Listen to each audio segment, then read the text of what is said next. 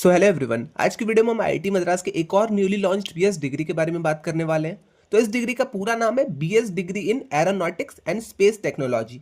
और हाँ, इस डिग्री के लिए भी आपको किसी भी तरह का JEE mains exam, JEE advance exam देने की जरूरत नहीं है। और अगर आपने दे भी दिया है और आपके परसेंटाइल बहुत कम आए, तब भी आपका यहाँ पे आराम से एडमिशन हो जाएगा। तो चलिए अपने पहले हम वीडियो को स्टार्ट करते हैं। मैं वेबसाइट के थ्रू आपको एक एक चीजें बताऊंगा, लाइक एलिजिबिलिटी हो गया, फीस स्ट्रक्चर हो गया, इसका कोर्स सर्कुलम हो गया, प्लेसमेंट आपका कैसा रहेगा, ओके, और हाइब्रिड मोड है तो कैसे आपके एप्लीकेशन, मतलब कैसे आपकी सारी चीजें मैनेज होंगी, ओके। तो सारी चीजें आज की वीडियो में हम वेबसाइट के थ्रू ही देखेंगे। तो चलिए अपनी वीडियो को हम जल्दी से स्टार्ट करते हैं। तो आई थिंक इतनी चीज तो आपको क्लियर हो गई होगी कि आपकी बैचलर ऑफ साइंस बीएस की डिग्री है, जो कि आपको एरोनॉटिक्स एंड स्पेस टेक्नोलॉजी के ब्रांच में मिलेगी, ओके। तो पहले मैं एक समरी आपको बता देता हूँ। ये आपकी 4 साल की डिग्री होने वाली है। 4 साल की आपको बीएस की डिग्री मिलेगी, और साथ ही साथ आपकी डिग्री पे कहीं भी ऑनलाइन ऑफलाइन ये सारी चीजें मेंशन नहीं रहेंगी, ओके। तो इतनी चीज आई थिंक आपको क्लियर हो गई होगी। तो अगर आपको भी आईआईटी में पढ़ना था तो बहुत ही अच्छी अपॉर्चुनिटी आपके लिए है। इतनी चीज क्लियर होने के बाद चलिए हम सीधा चलते हैं अपने एलिजिबिलिटी के ऊपर। अब यहाँ पे अगर हम एलिजिबिलिटी देखते हैं तो anyone who have completed class 12th with physics and maths can apply irrespective of age, role, geographical location, okay. तो अगर आपने क्लास 12th में फिजिक्स ले रखी थी या फिर मैथ्स ले रखी थी, ओके, सॉरी, यहाँ पे एक और चीज है, फिजिक्स मैथ्स आपकी दोनों होनी चाहिए। तो अगर आपने क्लास 12th में फिजिक्स और मैथ्स ले रखी थी, पीसीएम आपका ब्रांच था, तो आप लोग यहाँ पे आके अप्लाई कर सकते हैं।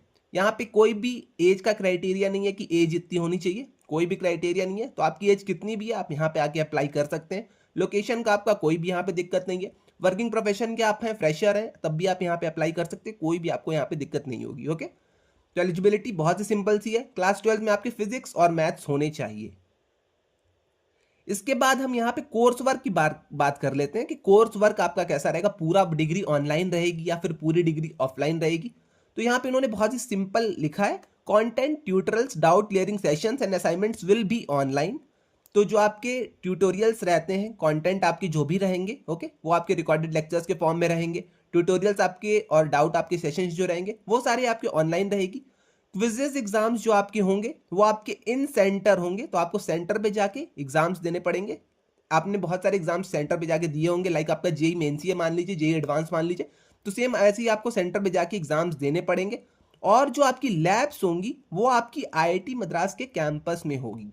तो तीन चीज यहाँ पे थी, आपके जो डाउट सेशंस रहेंगे वो आपके ऑनलाइन रहेंगे, आपके जो क्विजेज होंगे और एंड टर्म एग्जाम होंगे वो आपको सेंटर पे जाके देने होंगे, और जो थर्ड थिंग है आपकी जो लैब्स रहेंगी, जो आपके प्रैक्टिकल वर्क्स रहेंगे, उसके लिए आपको आईआईटी मद्रास के कैंपस में जाना पड़ेगा, ओके। इतनी चीज आई थिंक आपको क्लियर हो गई होगी।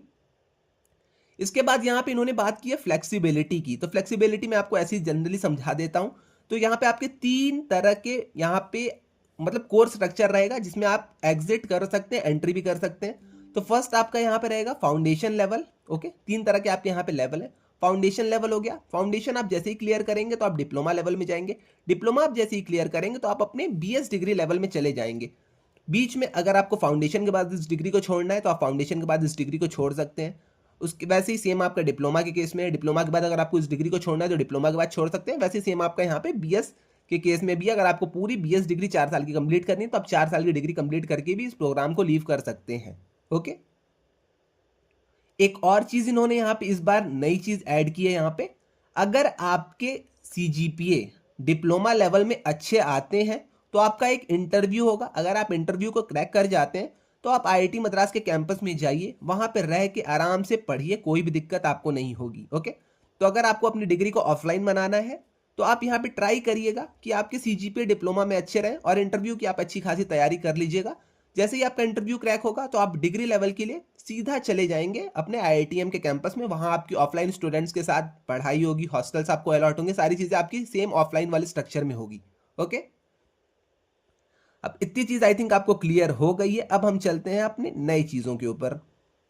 अब हम देख लेते हैं ओवरऑल स्ट्रक्चर इस प्रोग्राम का। तो ये आपकी वेबसाइट है, आई थिंक आपने इसको देखा होगा, अगर नहीं देखा है तो मैं आपको लिंक डिस्क्रिप्शन में दे दूंगा। अब यहाँ पे जैसा कि मैंने आपको बताया था, तीन स्ट्रक्चर हैं आपके, फाउंडेशन लेवल है, डिप्लोमा लेवल है और डिग्री लेवल है। अब कुछ लोग कहेंगे भैया हमारा एडमिशन कैसे होगा, तो सबसे पहले हम एडमिशन की बात करते हैं। तो यहाँ पे आपको दो टाइप की एंट्री देखने को मिलेगी।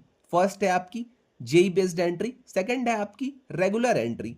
और सबसे पहले हम बात कर लेते हैं अपने जेई बेस्ड एंट्री के बारे में। तो जेई बेस्ड एंट्री उन लोगों को मिलेगी जिन्होंने जेई मेंस का एग्जाम क्लियर कर रखा है और जेई एडवांस देने के लिए एलिजिबल थे। आइए हम देख लेते हैं, यहाँ पे भी एडमिशन वाले सेक्शन में आइए हम देख लेते हैं। देखिए, जैसा कि मैंने आपको रेगुलर एंट्री के बारे में बताया, तो पहले हम आइए जेई बेस्ड एंट्री कवर कर लेते हैं। देखिए, यहां पे साफ साफ लिखा है, candidates who have qualified to attempt JEE advance in current year are deemed to have directly qualified and can register for courses in foundation level and start the program. तो डायरेक्ट एंट्री है JEE based वालों की। अगर आपने JEE mains का exam clear कर रखा है और आप जेई एडवांस के लिए एलिजिबल थे करंट ईयर में, तो आप यहां पे डायरेक्ट एडमिशन ले सकते हैं। ओके, इसके बाद एक और चीज यहां पे लिखी गई है, ये देखिएगा आप, यहां पे student will have to register first. तो आपको यहाँ पे 4,000 रुपए दे के रजिस्टर करना होगा सबसे पहले। उसके बाद अपने कैटेगरी के हिसाब से आप यहाँ पे प्रोग्राम को सेलेक्ट कर सकते हैं। जैसे कि आपको फाउंडेशन लेवल में एडमिशन हुआ है, तो आप उसी बेसिस पे जो भी आपको कोर्सेज लेने हैं वो सारी चीजें आप अपनी आगे की सारी चीजें कर सकते हैं। ओके, तो JEE based entry I think आपको क्लियर हो गई होगी। अगर आप जेई मेंस एग्जाम क्लियर कर रखा है आपने करंट ईयर में और आप जेई एडवांस के लिए एलिजिबल थे, तो आप यहाँ पे डायरेक्ट एंट्री ले सकते हैं, आपको कोई भी दिक्कत नहीं होगी। उसके अलावा अब आती है हमारी बात क्वालिफायर्स एग्जाम की, कि भैया हमने जेई मेंस तो नहीं दे रखा है, जेई एडवांस भी नहीं दे रखा है, कुछ भी हमने नहीं दे रखा है, क्या हमें एडमिशन मिलेगा? तो हाँ, आपको भी यहाँ पे एडमिशन मिल जाएगा। अब आपको यहाँ पे रेगुलर एंट्री के थ्रू जाना पड़ेगा। तो रेगुलर एंट्री में सबसे पहले आपको फॉर्म फिलअप करना होगा। ओके, आपका यहाँ पे एप्लीकेशंस ऑन गोइंग है, तो यहाँ पे आप अप्लाई नाउ, ये देख रहे हैं आप, applications for May 2026 क्वालिफायर्स open now. तो आपको यहाँ पे सबसे पहले अप्लाई करना पड़ेगा। अप्लाई करने के बाद आपको ये 4 हफ्तों तक पढ़ाएंगे। ओके, आईआईटी मद्रास आपको 4 वीक तक पढ़ाएगा।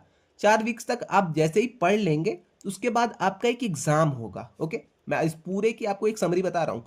तो 4 हफ्तों तक आपको पढ़ाया जाएगा, 4 हफ्तों के बाद आपका एक एग्जाम होगा। अगर आप उस एग्जाम को क्लियर कर जाते हैं तो आपका आराम से सिलेक्शन हो जाएगा और आप यहाँ पे कोर्स के लिए रजिस्टर कर सकते हैं। अब ये भी एक डाउट आ रहा होगा कि भैया क्या क्या चीजें हमें पढ़ाएंगे ये लोग। तो इंग्लिश 1 आपको पढ़ाया जाएगा, मैथ्स फॉर इलेक्ट्रॉनिक्स पढ़ाया जाएगा, electronics 1, electronic system thinking and circuits ये आपको पढ़ाया जाएगा, और इंट्रोडक्शन टू सी प्रोग्रामिंग, ये चारों सब्जेक्ट्स आपको पढ़ाए जाएंगे। अब क्वेश्चंस भी इन्हीं चारों वीक से आएंगे और इन्हीं चारों सब्जेक्ट से आएंगे आपके। ओके, तो इतनी चीज आई थिंक आपको क्लियर है। सबसे पहले रेगुलर एंट्री के लिए आपको अप्लाई करना है। अप्लाई करने के बाद 4 वीक का कंटेंट आपके पास आ जाएगा, चारों वीक का आप पढ़िए। पढ़ने के बाद आप एग्जाम दीजिए। एग्जाम देने के बाद आपका अगर सिलेक्शन हो जाता है देन वेल एंड गुड। अगर नहीं होता है, कुछ लोग कहेंगे भैया अगर मेरा सिलेक्शन नहीं हुआ, अगर नहीं होता है तो आपको एक और चांस मिलेगा। ओके, अगर आपका क्वालिफायर्स के थ्रू इसके थ्रू सिलेक्शन नहीं हो पाता तो आपको एक और चांस मिलेगा। जिस भी सब्जेक्ट में आप फेल हुए हैं, आप अगर उसको रिकवर कर पाते हैं तो ठीक है, अगर फिर से फेल हो जाते हैं तो फिर आपको अलग से अगले टर्म में अप्लाई करना पड़ेगा। ओके, अब यहाँ पे एक और कैटेगरी, यहाँ पे क्राइटेरिया इन्होंने लिख रखा है। जनरल वालों के लिए 40% आपको मार्क्स चाहिए होंगे। ओके, SC ST PWD अगर आप हैं तो आपको 30% मार्क्स चाहिए होंगे। PWD विद 40% डिसेबिलिटी अगर आपका SC ST में है तो 30% आपको मार्क्स चाहिए होंगे। वहीं अगर आप OBC के हैं, EWS के हैं, तो आपको 35% मार्क्स चाहिए होंगे अपने एग्जाम्स में। ओके, इतनी चीज आई थिंक आपको क्लियर हो गई है। अब इसके अलावा हम चलते हैं अब अपने एकेडमिक्स वाले सेक्शन पे फिर से। तो मैंने अब तक आपको एलिजिबिलिटी क्लियर कर दी, मैंने आपको लेवल्स क्लियर कर दिए, कितने लेवल्स हैं आपके यहाँ पे। ओके, उसके बाद मैंने आपको एडमिशन का वे बता दिया कि 2 वे कौन कौन से हैं। पहला है आपका जेई बेस्ड एंट्री, सेकंड है आपका यहाँ पे रेगुलर एंट्री। रेगुलर एंट्री के बारे में मैंने आपको पूरा बता दिया, जेई बेस्ड एंट्री के बारे में मैंने आपको यहाँ पे पूरा बता दिया। ओके, अब इसके बाद हम अगर नीचे जाते हैं तो यहाँ पे आपको असाइनमेंट्स देखने को मिलेंगे, एग्जाम सिटीज देखने को मिलेंगी। अब आता है हमारा मेन थिंग, फीस स्ट्रक्चर, जिसमें कि बहुत सारे स्टूडेंट्स को डाउट रहता है कि भैया फीस स्ट्रक्चर क्या रहेगा हमारा। अब फीस स्ट्रक्चर की अगर हम यहाँ पे बात कर लेते हैं तो फाउंडेशन लेवल की आपकी जो टोटल फीस होने वाली है वो आपकी 60,000 रुपीज रहेगी। डिप्लोमा लेवल की आपकी जो फीस रहेगी वो आपकी 2,04,000 रुपीज रहेगी। इसमें आपका फाउंडेशन भी इंक्लूडेड है। ओके, ऐसा नहीं है कि 2 लाख बस आपको डिप्लोमा का ही देना है, ऐसा नहीं है। इसमें से आप 60,000 माइनस कर देंगे तो जितनी रिमेनिंग फीस है वो आपकी डिप्लोमा की है। उसके बाद आपकी यहाँ पे BS इन एरोनॉटिक्स स्पेस की 3,48,000 रुपीज फीस रहेगी। एक मिनट, सॉरी मैंने आपको यहाँ पे गलत बता दिया। ये देखिए 3,48,000 आपकी BS की फीस है, 2 लाख आपकी 4,000 आपकी डिप्लोमा की फीस है और यहाँ पे फाउंडेशन की फीस आपकी 60,000 है। टोटल अगर आप सबको सम अप करते हैं तो आपकी जो 4 साल की फीस रहने वाली है वो है आपकी 6,12,000 रुपीज। ओके, ये आपकी पूरे 4 साल की फीस है विदाउट फी वेवियर। अब कुछ लोग कहेंगे भैया क्या यहाँ पे फी वेवियर भी पॉसिबल है? तो यस, आपको यहाँ पे फी वेवियर भी मिल जाएगा आपके एनुअल फैमिली इनकम के अकॉर्डिंग। तो फीस आपने देख ली, फीस आपकी 6,12,000 रुपीज है पूरे 4 साल की। अब फी वेवियर की अगर आइए हम बात यहाँ पे कर लेते हैं, तो अगर आप SC/ST से बिलोंग करते हैं तो आपको 50% का इंस्टीट्यूट की तरफ से फी वेवियर मिल जाएगा। EWS और OBC से अगर आप बिलोंग करते हैं और आपकी फैमिली एनुअल इनकम 1 लाख से 5 लाख के बीच में है तो आपको यहाँ पे 50% का कंसेशन मिल जाएगा फीस में।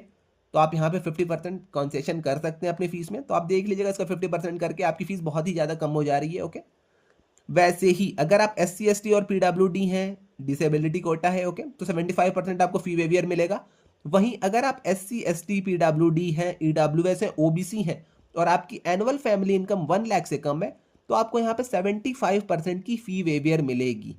तो अगर आपकी फैमिली एनुअल इनकम 1 लाख से भी कम है तो आपको यहाँ पे इस जो टोटल फीस है इसमें आपको 75% का फी वेवियर आराम से मिल जाएगा। ओके, इतनी चीज आई थिंक आपको क्लियर हो गई होगी। उसके लिए आपको यहाँ पे फैमिली एनुअल सर्टिफिकेट देना होगा, एनुअल इनकम का सर्टिफिकेट जो भी आपका रहता है, ये सारी चीजें आपको, OBC सर्टिफिकेट, ये सारी चीजें आपको यहाँ पे देनी पड़ेंगी। इतनी चीज आई थिंक आपको क्लियर हो गई होगी। कोर्स स्ट्रक्चर आइए हम अब जल्दी से देख लेते हैं।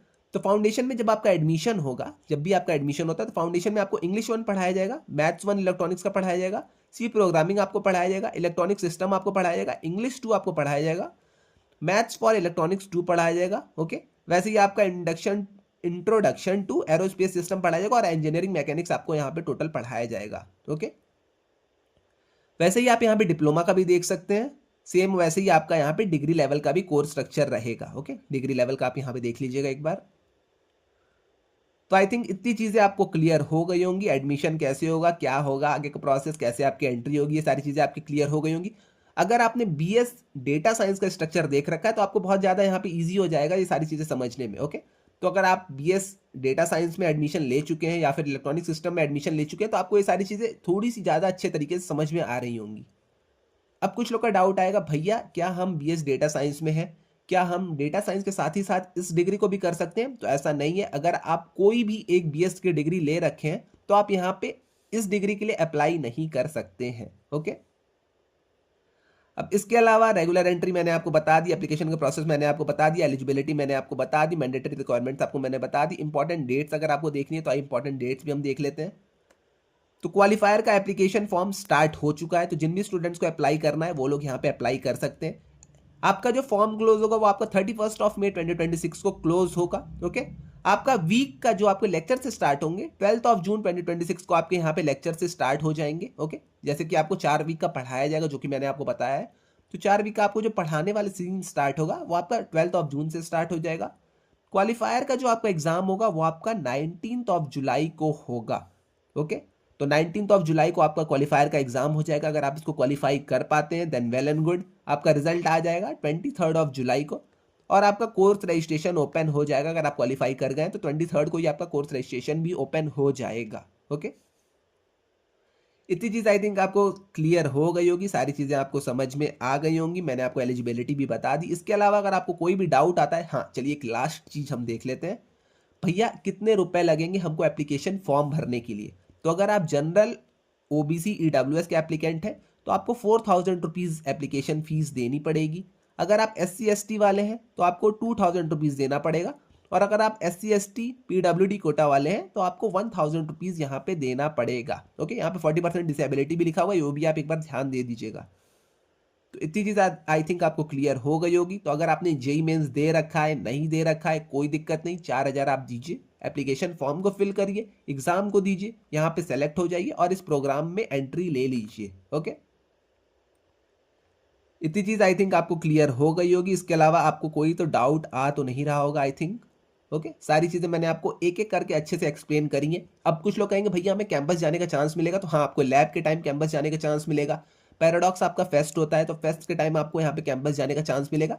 सेम आपको जो भी जैसी भी चीज़ें रहती हैं ऑफलाइन की, आपको एक्सेस यहाँ पे मिलेगा। ओके, अब कुछ ऐसा नहीं है कि अब आप वहाँ पे जाके हॉस्टल के लिए जाके उन लोग से कहने लगे कि हॉस्टल हमें चाहिए, हमें मेस चाहिए, तो ये सारी चीज़ें आपकी अवेलेबल नहीं रहेंगी। बट जब भी आपका कैंपस इमर्जन होगा तो आपको यहाँ पे चांसेस मिलेंगे, आप यहाँ पे पैराडॉक्स फेस्ट में जा सकते हैं और भी जो सारी चीज़ें करनी होगी आप वहाँ पे जाके कर सकते हैं।